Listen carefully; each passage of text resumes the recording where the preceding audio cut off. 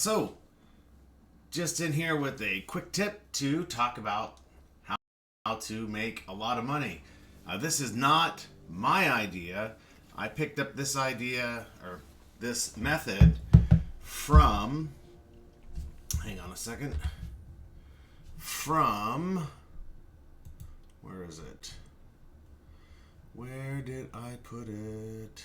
Oh yeah, from Dingu Pingu and their great guide, The Wolf of Cheese Street, a guide to infinite wealth, on the Steam community section with for guides. So I'll put a link to that guide in the description below. But basically, without spoiling too much, once you get a particular spell, which I'll show you here, I'm going to set up my cheese making operation. Let me go through here. I really wish you could just turn this shit off. Can I mark that as seen? No. Okay. All right. So once you get this spell right here, Rumpolt's Revenge. This is the key to infinite wealth. We're going to equip that, and then I'm going to use, because it doesn't cost very much, I'm going to use the wolf summons, which is what Dingu Pingu also recommends in their guide. All right, so what do we do first? Oh, by the way, I think this location is the best place to do this activity. If you try to do this activity in a settlement, whether it's the Horns of the South or the All Mother's Temple, you will ruin your save, or at least you'll lose a lot of progress, because the NPCs in those settlements will become permanently aggro to you. You won't be able to go anywhere near the settlements. As soon as you walk up, they'll begin to attack you. But you need to sell what you're going to make, what I'll show you how to make here in a moment. The great thing is you've got a bed, so you can get the rested bonus, get that XP boost. You've got a fire that never goes out. You don't have to make a bonfire, and you can hang out here, through the night if you don't want to deal with the weird stuff.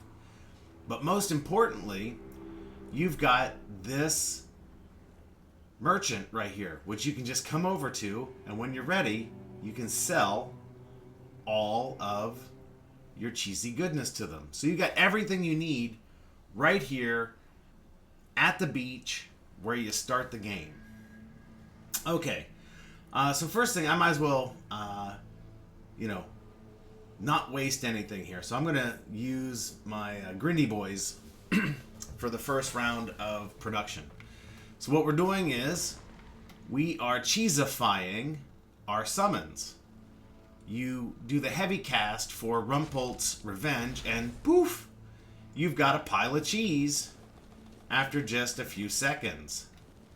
This is going to be very useful for the next step. So I'm cheesifying this dude. Get it up. There we go. Yay. Grab all the cheese. We'll cheesify this dude. Now, of course, they're moving around, and you don't want them to, wander over to the water. It gets a little annoying because the cheese can drop into the water, and you want to keep them away from the bed and the fire, because as you're picking up the cheese, you might inadvertently click on the bed or, click on the fire, and that just slows things down needlessly. But we'll cheesify this little guy. Thank you for your service. All right. And where's the last one? Come here. There we go. All right, we'll cheesify you. Now, it's easier for me to kind of do this efficiently because I've got a summoner caster build going, so I've got a lot of mana, but I think you could probably do this with a non-caster build too. It just might take a little bit more time. Okay, so I've got all the cheese from cheesifying my minions. That gave me 100 cheese. Okay, let's drop that. So now it's time to cook. Basically, you want to... Now, I've already unlocked the recipe for this, but the recipe is simple. It's 3 cheeses. Cheese, cheese, cheese, craft, and you get the cheese ball of doom. Obviously, once you've unlocked that, you can then craft many. And now I've got 33 cheese balls that I've cooked. Didn't take all that much time. Now, I'm not doing this as efficiently as it could be done. Also, you can see your cooking is going up and you're getting all the XP from boosting up your cooking. I don't know if your magic gets boosted. I haven't seen my magic go up, so maybe magic only goes up if you're actually, casting against enemies. But anyway, we'll run over here. So I've got my 30 plus cheese balls. We'll talk to this guy, go to sell. And now, of course, they're all of varying quality because obviously as your cooking goes up, so does the ability to produce higher quality items. And you can see that there's a little variance. The weak cheese balls are selling for 1. The better cheese balls are selling for 2. Now, you might think, well, that's only 20 gold. Why is that so good? Done already? Well, sure that's all you it's need? not. If you're not optimized. If you use an origin potion to optimize your skills, you can really maximize your output and return on sale. So if you go to the practicality tree and you unlock mercantile skills, because obviously you have to do that to access the other parts of the tree, then you max out side dish mastery, you're going to produce an extra side dish at up to 30%. So you're going to just get, free extra cheese balls every time you try to produce one. And what else? You can also unlock this to have a 50% chance to recycle a single resource. No, that doesn't work. So it's the side dish mastery, and then if you want to really max out your profitability, you put points into the mercantile skills to up your selling, I think up to like 50% above the normal value. So these 2 nodes here, max them out.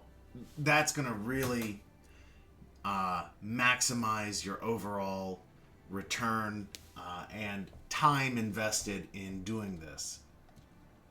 Okay, I'll just do one more round. So obviously I need to call in my wolves this time. Like I said, I'm using them because I think even a non-caster build is going to be able to use these. Now, the one thing about the wolves, they're a little bit more wandery, I guess is the best term. They kind of just roam around a lot more than the other summons, it seems to me. So you might get them wandering closer to the water, and you might get some of your cheese falling off into the water, so just be aware of that. But it doesn't take very long. You just grab it up, and then obviously cheesify all your little buddies here. They don't seem to mind. They're just, cruising around, doing their thing. Get the cheese from them. I think every summons drops the same amount of cheese. I don't believe there's any difference. So it doesn't matter if you're cheesifying wolves or grindy boys or skeletons or whatever it is. See, that guy is over there by the water. Not the ideal place for him to turn into a pile of cheese. Alright, we'll grab that. Now, of course, we've got the recipe unlocked, so we can just go right over here, craft all, hit, and we're done.